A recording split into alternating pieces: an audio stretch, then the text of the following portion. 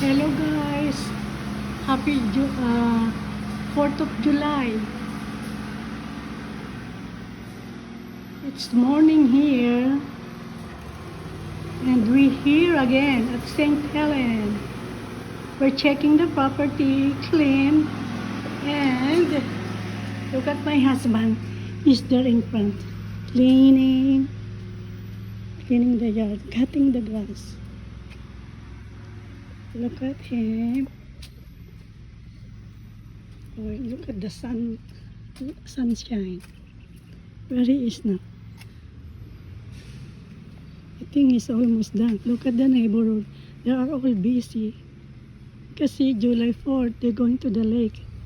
The famous in St. Helen, the lake.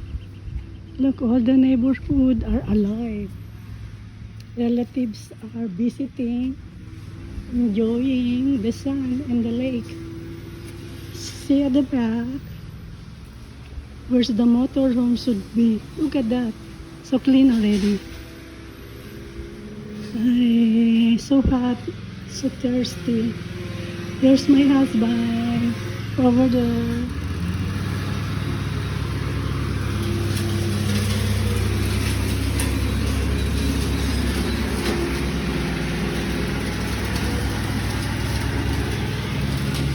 Let's go inside the house. Check what I can do. I'm done picking the branches in the yard, so we can throw it in the place doon sa pinag-anuhan ng mga grass, ng mga branches, ng mga leaves. May place dito sa St. Helen eh. Look at the yard. Look at this. Still clean. Only the part of the siguro porch. Look at this balcony. This one need to be clean. Look at the sun.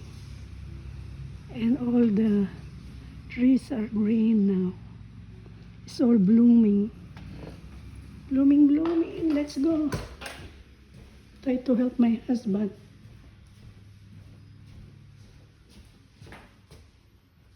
Try to help him.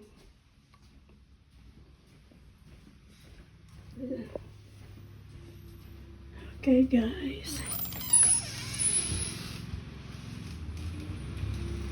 Nasaan na naman siya? Pinapawisan niya. Ang mainit eh.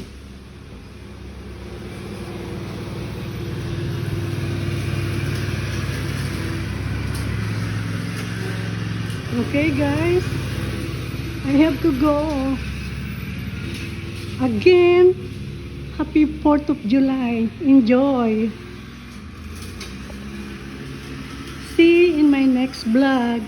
Thank you, and please don't forget to subscribe. Okay, bye-bye. Have a blessed day today and every day in your life.